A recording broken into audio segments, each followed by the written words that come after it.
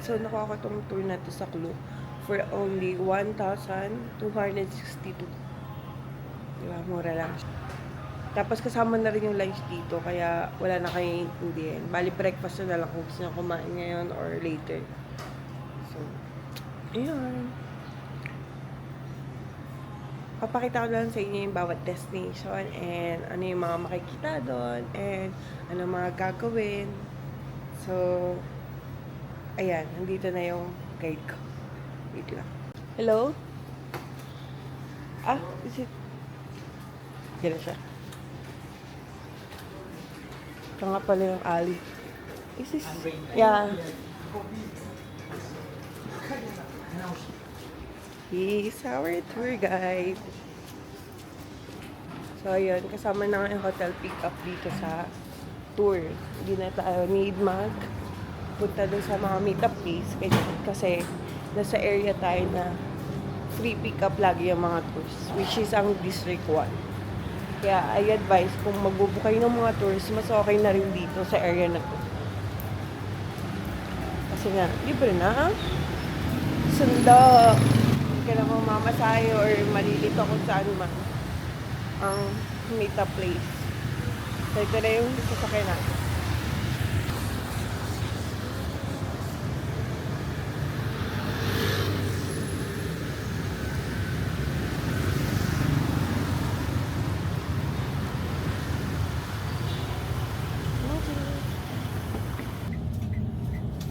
So, ayun, mapipick up ka na ibang participants and then punta tayo sa tour.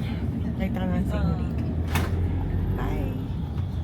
National Liberation Front. Yeah, National Liberation Front flag. The red stand for North Vietnam, blue South for South Vietnam, and we use the flag from 1959. Yeah, from 1959 until 30 April 1975. This one. Just remember this flag, right? Okay, and on 30 April 1975. So, right here, when an Arab soldier and not Vietnamese soldier crossed the gates of Independence Palace, this one, this is a headquarters of South Vietnam Republic of Vietnam. When the soldier went up to the rooftop to raise it on the top of this building, and when the last president Dung Văn Minh was secretary with other officers inside of this building, and when he read the declaration and gave the power to the provisional revolutionary government of South Vietnam Republic of Vietnam, and Vietnam War was ended in 21 years, 1954 to 30 April 1975. And we chose that day, we use that day as one of the biggest national holiday. All right, we call like reunification day. Yeah, and this month, September, on September 2nd, on September 2nd, 1945. So we chose that day. Every year like it, we chose that day as Independence Day. Yeah. All right. And Vietnam War was ended like it. Okay. After 21 years.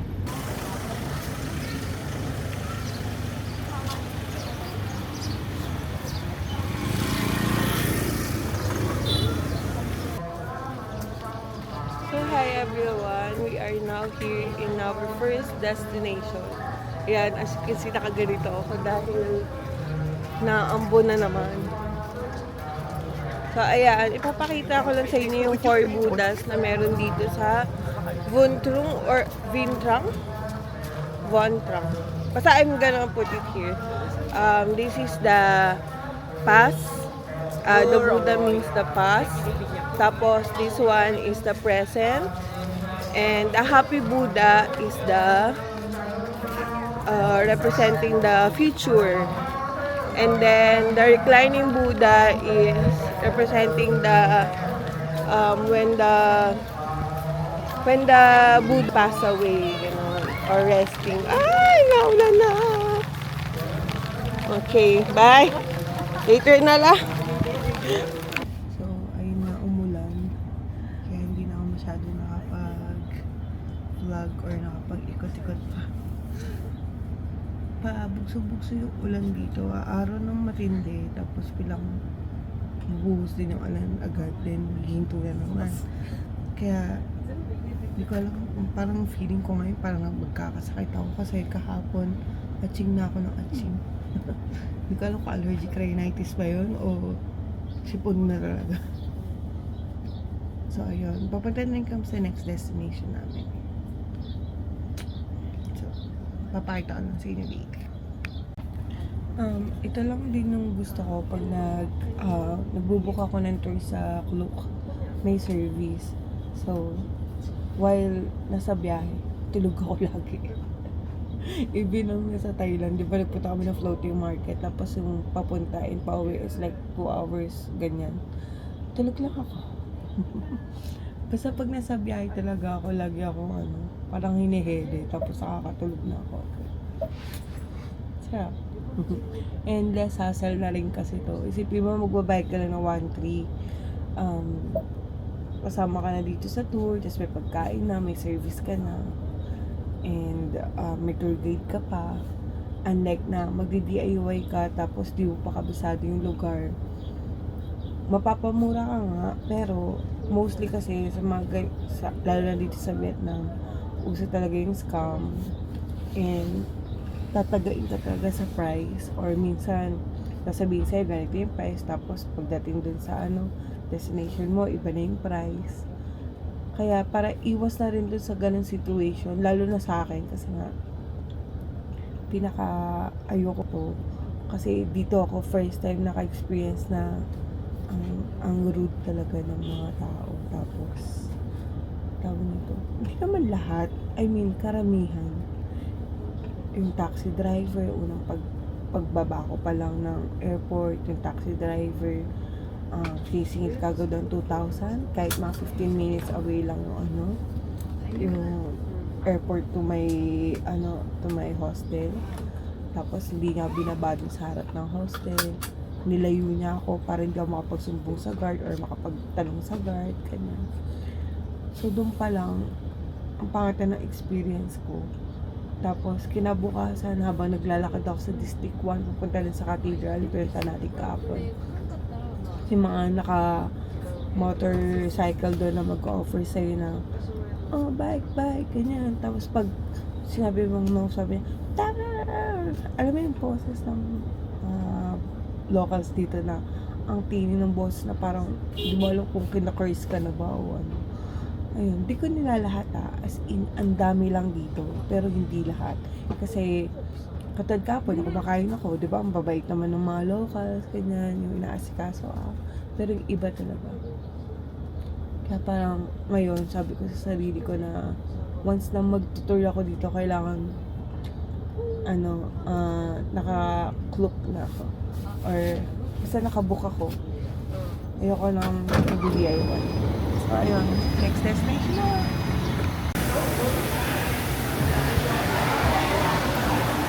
And unit one that belong to the Vietnam or the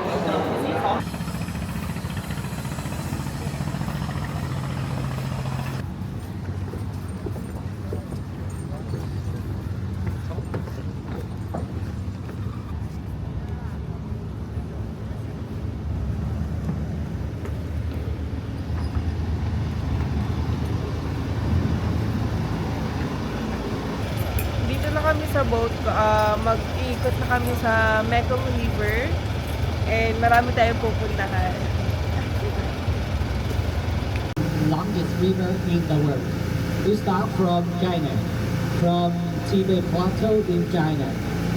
From there, from the 5,000 meter height, Mekong River from there flow to Myanmar, Laos, Thailand, Cambodia. 350 kilometers from China to our country.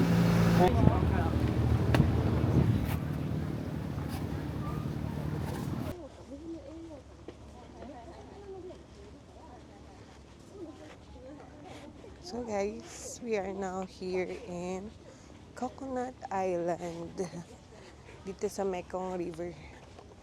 Bale ito, makikita natin yung family na gumagawa ng coconut candy or any coconut products for 25 years na. So, kita natin sila magti-taste test tayo ng mga coconut candy. Yeah, and nothing is weighted. They use every part of coconut, like this soft shell. They collect this one, use it as a fertilizer. Yeah, and they use that one for planting flower, tropical fruits and vegetable. Right? Yeah. Okay, you can see it's really, really strong. All right. Yeah. Another way from the coconut powder, right here you can see. Before we use this machine, we just use this one, the simple tool, to extract the powder. But now it's easier to use this one. Right?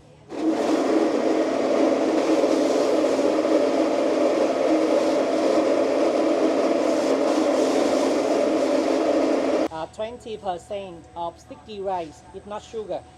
Yeah, that is one of the main ingredients to make candy in Vietnam as well. And we use 25% of it, 70% coconut milk over there. So now we have two ingredients, right? We mix them well. It's ready to cook. All right.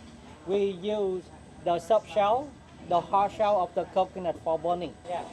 And the soft shell or firewood, any firewood in our garden. Cook it like this, make it, and I sell it right here. You could not see this, but I try it anyway. Yeah. So, try natin. No sugar. Don't worry, no sugar. Taste test. No sugar. Okay. Taste. Mm. And they also use another kind of rice paper to roll it, cut into small pieces. Okay? Yeah. And the green color from Pandan leaf, PANDAN, the special one. They mix coconut flour, coconut. Okay? Yeah. And different flavor that you can see the coconut candy in different colors. Like this one, yeah. This one, you can eat this. Same dun sa rabbit candy. Balo mo yung candy natin na rabbit, diba kinakain din yung, yung paper. Kasi nga gawa siya sa rice paper. Great taste. Can I try the Yes. coffee Yes, coffee. and the chocolate? Chocolate. So, try natin yung dalawa. So, try muna natin itong chocolate. Durian. Then, yung layer dito na white, yung nakabalot. Pwede mo siyang kainin. This one. Di ba nakikita nyo ito sa rabbit na candy? So, edible siya.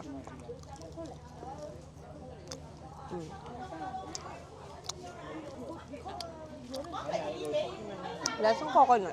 Hindi ko malasama masyadong chocolate doon. Yeah, that's one right. Then try natin itong coffee. Plastic. Eat that. So how about the taste? Is it Then, sweet? edible ang paper.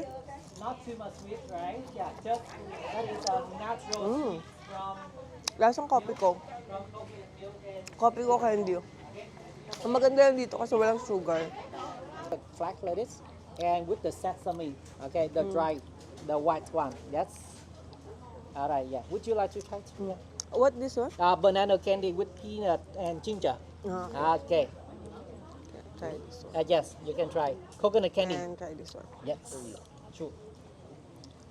Candy. Itong white is parang galing din sa husk. Yung sa may pinagkayuran. Peanut. Itong white. The white one. Another flavor of coconut candy. Many cakes right here. Luwang. Another product of coconut. This is the coconut cracker. Nasang lasa yung ginger. When we have guests, we also invite them by This one is tea. It's also crackers. like this one to start our conversation. Yes. Okay. Right. good And snacks. now, so after taste. So ito naglakad na kami ulit going to another destination. Alam ko magbo-boat ride na to. Kasi pumunta kami dito before, pero from kabila naman kami, going here. Tapos naka-boat lang na may nagpapadel. Yan, tingnan natin kung tama ang aking hinala.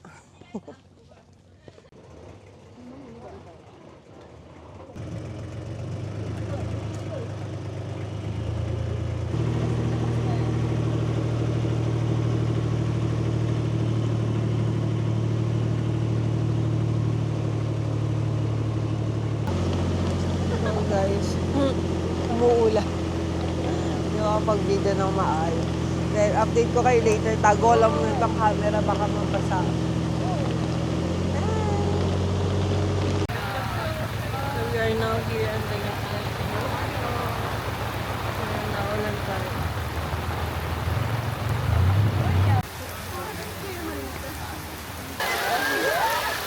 Oh my God!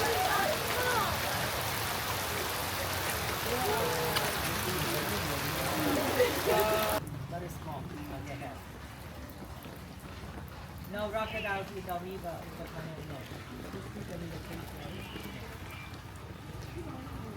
So we're going to eat na. Going to eat na.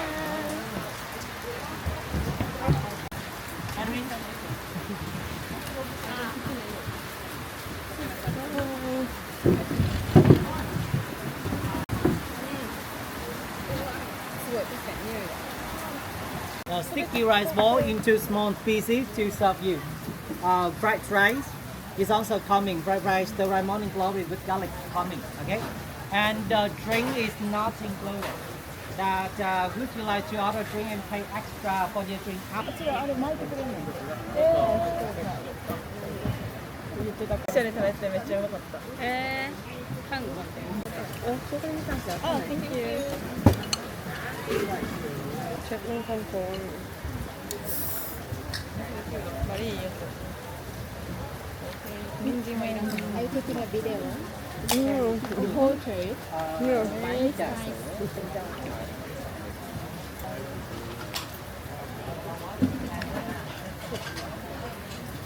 Ah, ごめん、アイリン入れるの途中で終えてしまった。 How about? Are you guys still student? Yes. Yes. You're in a summer break. Yes. I also met a Japanese student in Cambodia. Yeah. He's traveling along. カンボジア Yeah. In Angkor Wat. ああ。Are you student too? No. No. How old are you? 33. 33. Happy who? 33. Oh, really? Wow, you look so younger. Thank you so much. Beautiful, beautiful. So guys, magbo-boat ulit kami. Yung rowboat. Yung maliit. And, ayun. Hindi ko alam kung makapag-vlog ako kasi nakaulan na naman. Ito. Yung sasakyan namin. So, then, ito yung boat namin. Babasa tayo nito.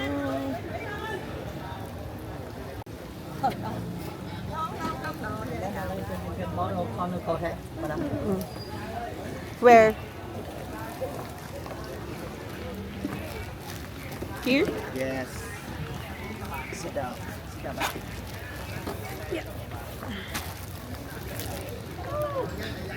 Hindi na ako makakapag-vlog kasi lakas na ng ulan. Baka masira naman tong camera.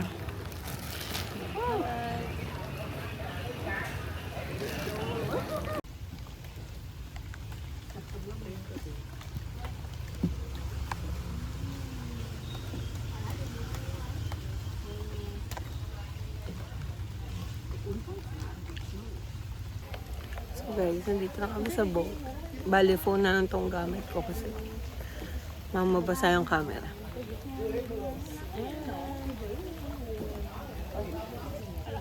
Say hi!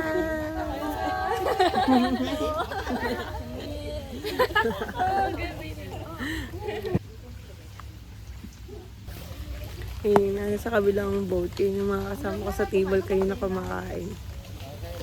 And ang kikit nila, mga students sila sa Japan. Same lang din kay Iko, yung na-meet namin sa Cambodia. Yan, ang daming ngayon, Japanese dito. At ang cute nila. So guys, back to my camera. Ayan, maulan pa rin. And babalik na ulit kami dun sa malaking boat. Pero sasakay ulit kami dito sa sinakyan namin kanina. That one. Tapos, babalik na kami dun sa boat namin. Nakapag-camera kanina kasi ang lakas ng tulo ng ulan. Kapag nandito kayo sa Vietnam, hindi kayo ng ganito. Para na rin siyang payong. Pero ulo nyo lang yung natatakpan. Katawan nyo hindi. Pero okay na siya. As in, lalo na pag mainit, tsaka pag ganito umuulan, hindi mababasa yung ulo. Yun lang. Then, ano yung itong bag na gamit.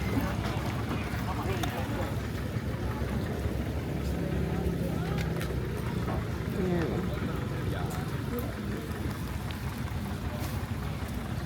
Makapal to. Tapos nabili ko lang to sa Uniqlo. Tapos kahit mabasa talaga siya kasi di ba kanya malakas ang ulan. Nababasa siya sa outside pero sa loob never talaga siya nabasa.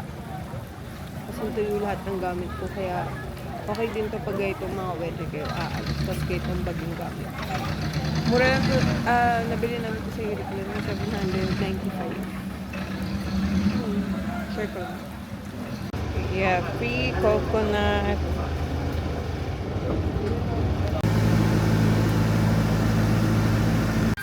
So this is our last stop. They are daily routines of the farmer government system, and even though the fighters in the war commerce.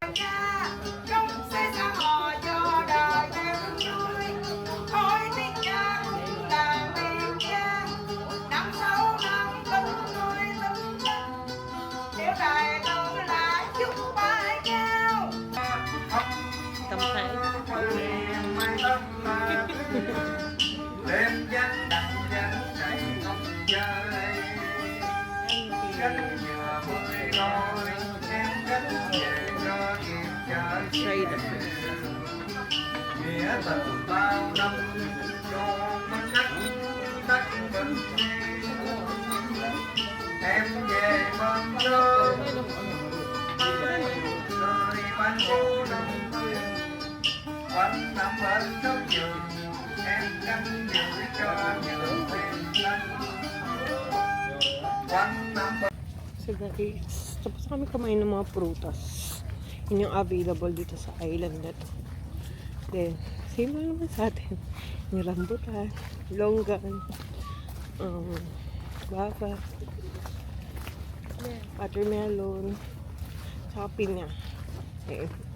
Tapos, parang tatalong sila para daw kainin yung rambutan. E di pinakita ko na pinipisat natin yan, di ba? Kwantuwa sila. Nakakatawa. Yung PS bida-bida. O, di lahat sila binagbuksan ko. Nagtagabukas pa ako ng mga rambutan tsaka ng longgan. Kasi hindi nila alam kung paano kainin. Ayan. Then ngayon pupunta kami sa next family para sa kanilang bee farm. Ayan.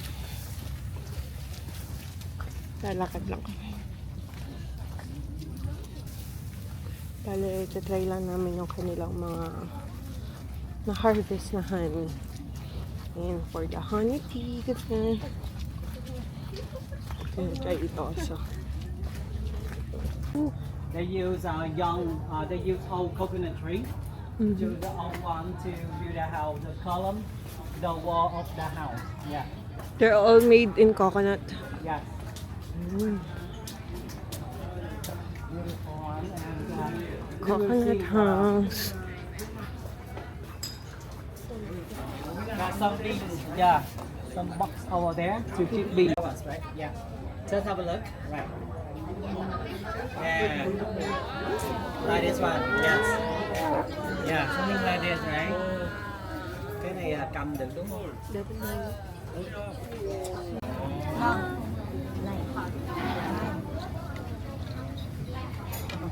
Honey.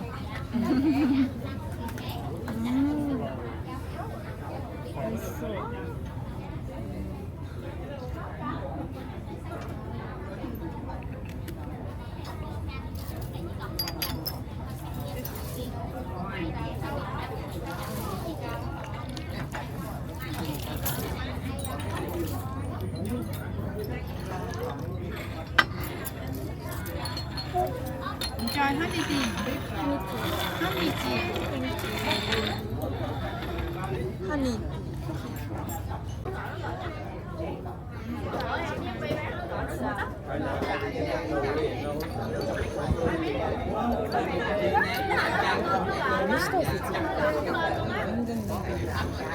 Okay, tapos na ang ating tour.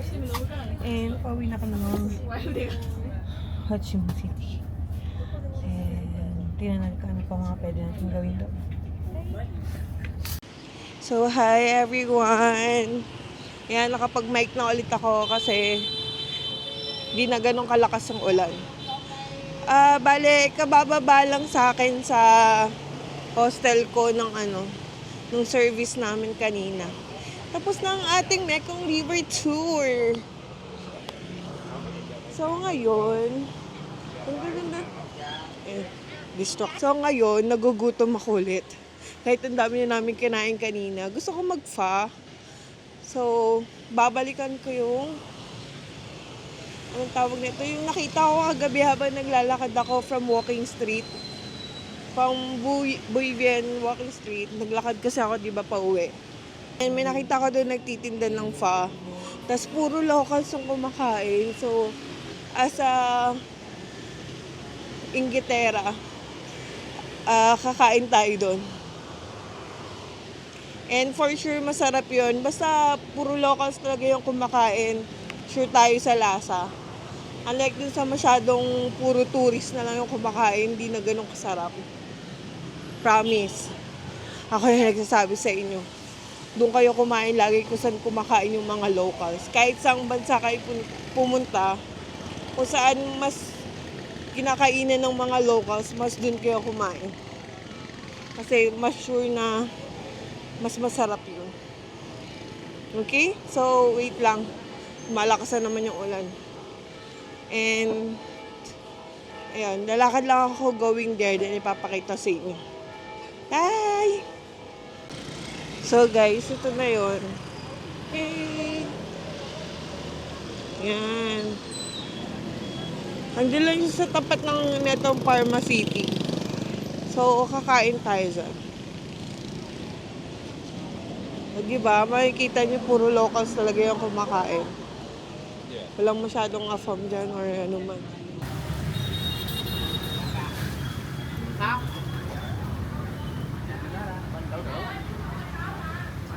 So, ito na lang tayo. Hi! Ito na. Manatago sa gulay. Ilalagay mo yan sa pho. So guys, ayun nga, pag maghanap kayo ng makakainan, lagi kayong kumain sa kung saan maraming locals na kumakain. Kasi for sure, masarap yun.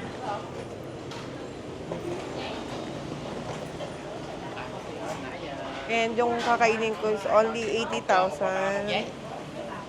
Ay, 79,000. 79,000 dong. It's only 178 pesos.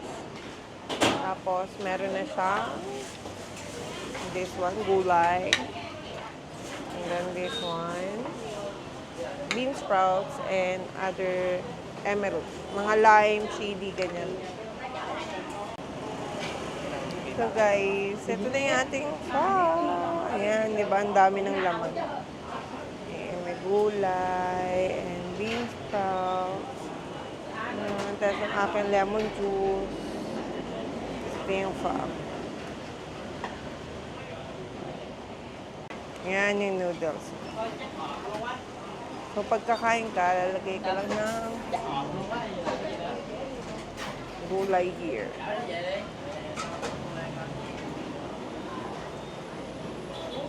Para may iba-ibang lasa.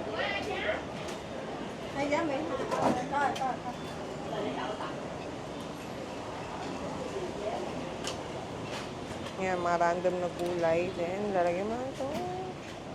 Bean sprout.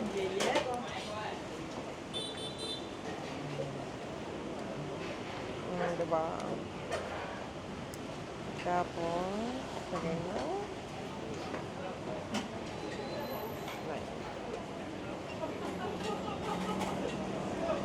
Ayun na, kain na tayo. Masarap tong pho. Trời ơi, cái tiền ca nó có nhiều đâu. Cái mai ca đó, nó thiệt cho mai ca là mấy ông hiện tại mua nhiều rồi. Ayun tayo. Ate kutsara. Sabaw mo na. Chứ ở dưới đó là cái khung cái hộp tiền mình nó sao mà. Nó bỏ này vô trong đó. 33 cái mai ca. Sarap.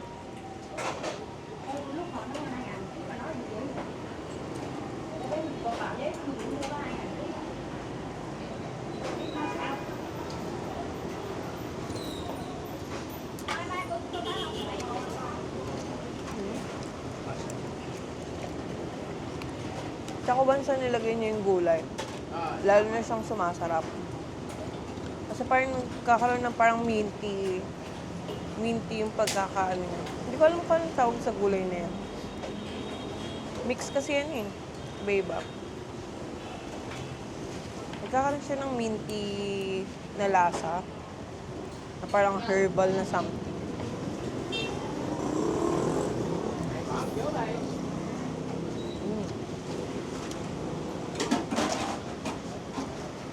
Sarap.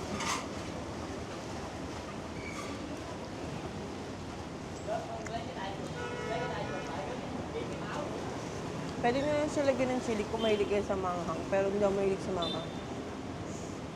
Kaya no chili.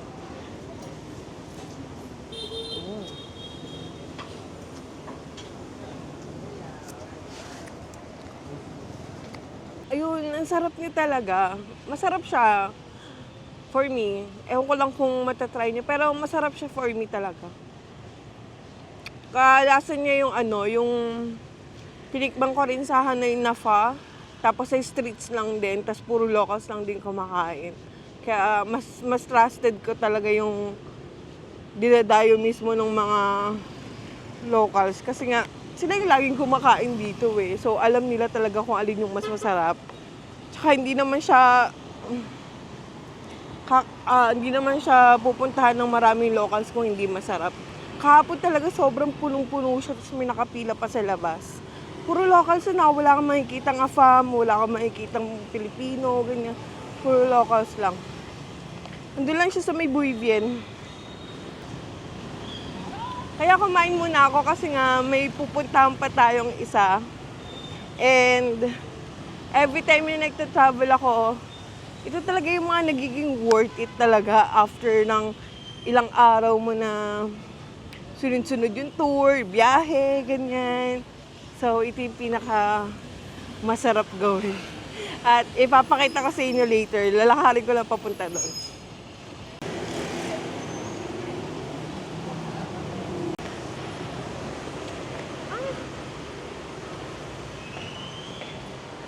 Hey! Halaan niyo kung saan to.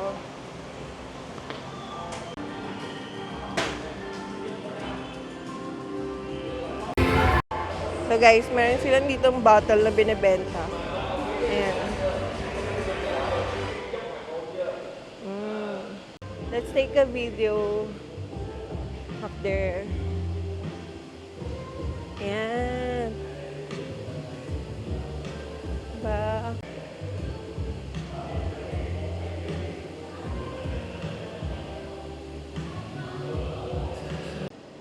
So this one, the seasonal way. Mm. It's for this month. Yeah, it's here our commonly. Okay, can I choose anything here? Okay. Okay. Thank you. So, mag-choose tayo ng beer. Tropical fruit. And, dahil pang choices.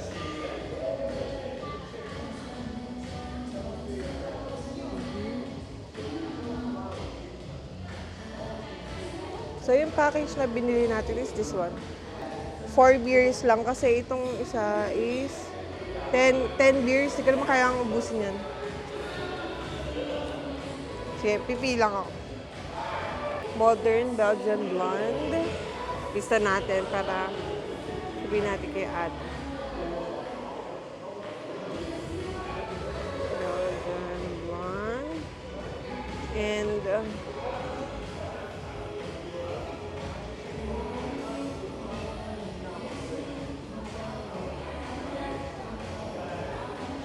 East West Clear.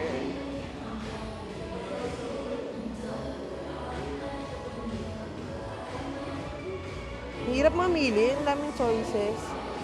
Sa, ang ininom ko lang naman mostly is Pilsen. Tatry natin itong West Rose. East West Rose. At this for? Belgian Blonde. Oh, right now we sold out the Sake beer and Saigon Rose. Ah, okay. What's other bestseller? Wala yung You dalawa. have APA, right? Yeah. You already have APA. You may try some Hefeweizen. Yes, East West. Okay, summer. And the last one, you can choose between the independent stout and golden Belgian dark. What do you prefer? This one you like coffee and chocolate. Yeah. This one will fit, Okay. and this one is dry fruit. Sige, this one. Alright, Independent. so stout. Ayan. Alright, so you have one blonde, one stout, some hef, and IPA. Okay. Thank you. So, di ba, after ng ilang days natin ng pagta-travel, biyahe, and tours, deserve natin to. Bali, na-book ko lang to sa Klook for 541 pesos. Tapos, 4 beers na yun. Kasi nga, kayo mamimili ng beer mo na 4 na klase ng beer. Ikaw mamimili. Tapos, titikman mo lang yun. Tapos, after nun, ang claiming lang kasi nito, 11 a.m. to 7 p.m. 5:30 na. Kaya kinlaim ko na.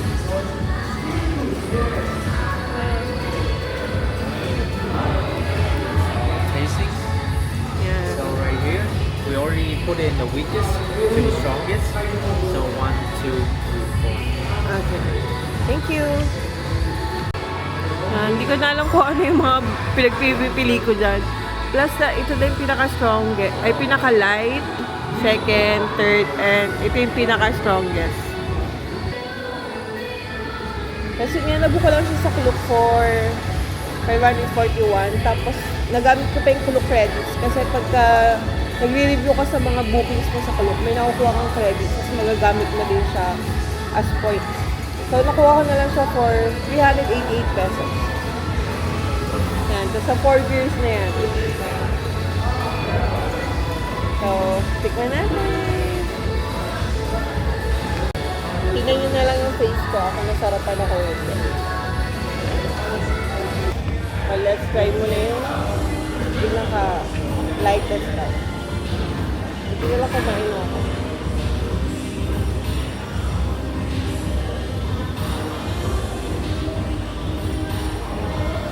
Sarap.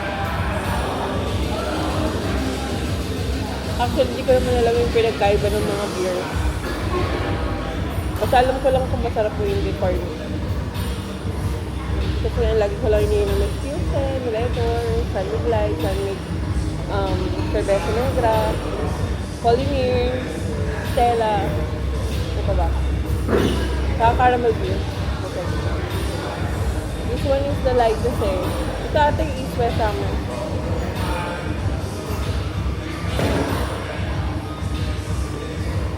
Kaya yung alam ko ano ito, basta ito yung pinaka-lightest eh. Masarap siya.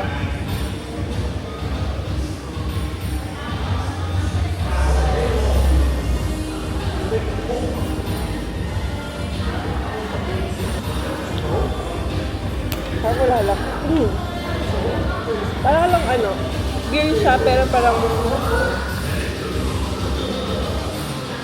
pilsen na parang San Mig apple. Sa ganun. Matamis. Hindi tayo sa second.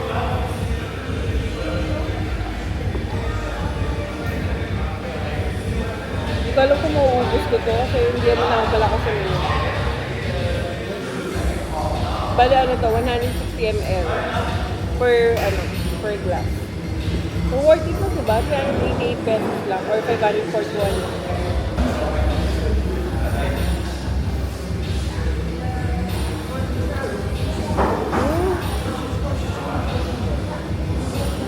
Medyo fruity. Bango.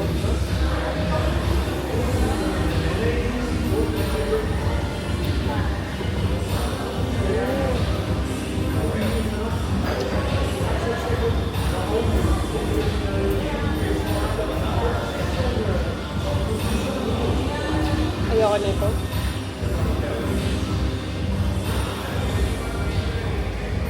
Parang may herbal something na lasa.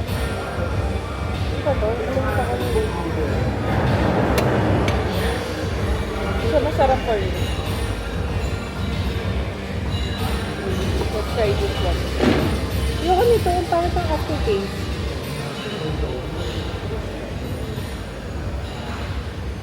Oo, parang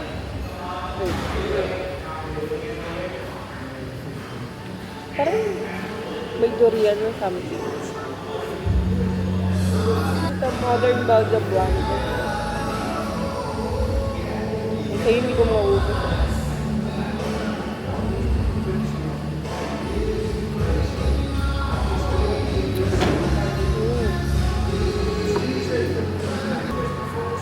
Pero okay din pa. Gusto nyo lang itry. Paano pa kaya yung King Flight? Yung isang promo na ano lang yun, 1,200 tapos 10 years na. Ito, 4 years lang. Kung mahilig ka dun sa coffee and chocolate, sabi ni Kuya, diba?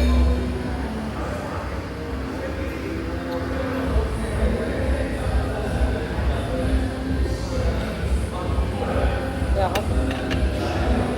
Pero worth it, right?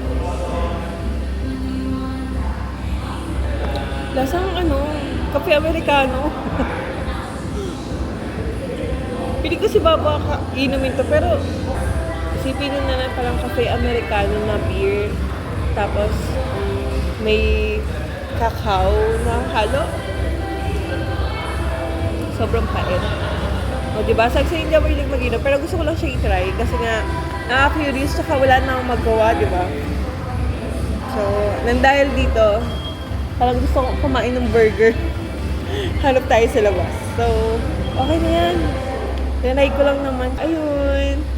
Pero worth it talaga yung East West Summer. Yun yung pinakamasarap. Kung magta-try kayo dito, tapos hindi kayo ganun sa beer, katulad ko, East West Summer, okay na siya. Sarap niyan. Parang kung totoo pwede pa tayo gusto nyo umorder ng mas malaki, meron sila dito. Ito kasi mga baso na ganito, parang for beer tasting lang talaga nila. Kaya diba syempre curious tayo lahat. Hanap tayo ng kakainom. Gusto ko mag-fries or ng burger or something. Hanap tayo.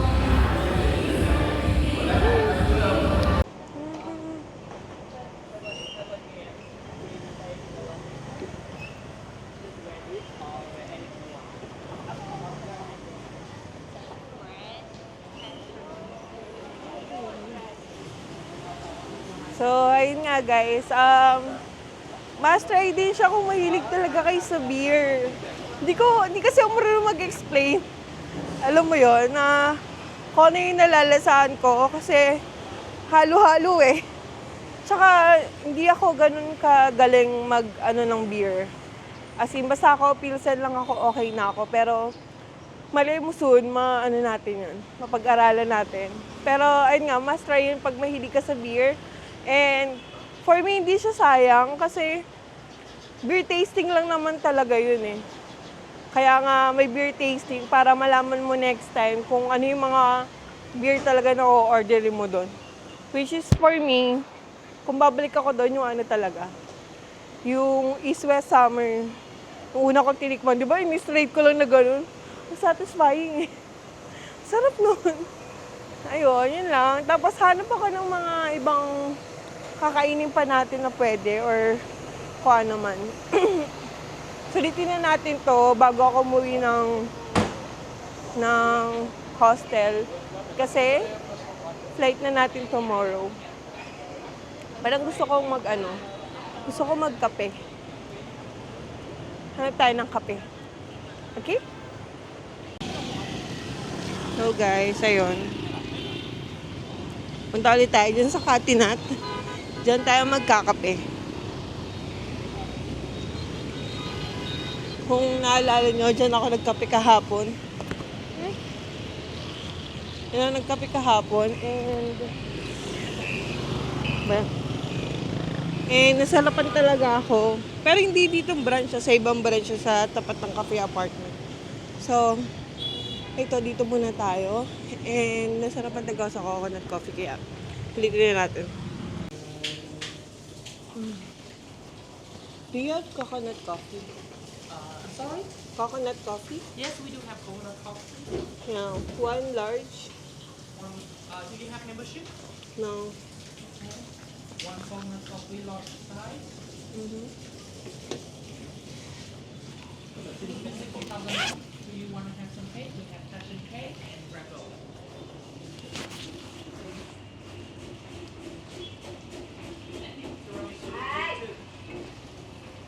I'm gonna take the banana.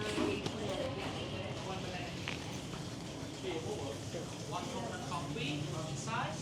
One banana cake. Mm-hmm. $90,000.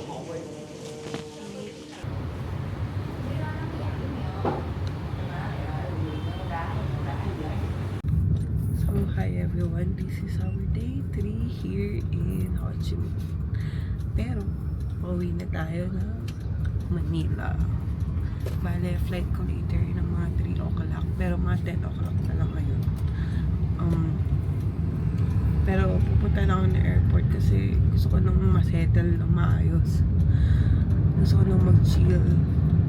And ayoko nang maghahabol pa ako later ng flight. Ganun, kung ano man. At least doon maaga ako. Kakain na lang ako doon. Ganyan. And chill na lang tayo. Ayun, tapos na tayo. But, sa lahat ng nanood simula nung Bangkok, Siem Reap, and ngayong Ho Chi Minh, thank you sa support and thank you sa panonood, and sana is nakatulong ako sa mga future na mag-travel or planning na mag-travel sa mga countries na pinuntahan ko, and hoping na support as always, and hoping na mapanood nyo rin yung iba pa namin travel videos and more travels to come sa ating lahat. Maraming salamat. Magpo-post din ako ng breakdown ng expenses and summary ng travel itinerary natin na iisang video lang for 3 countries. Okay, abangan nyo yun, and thank you so much.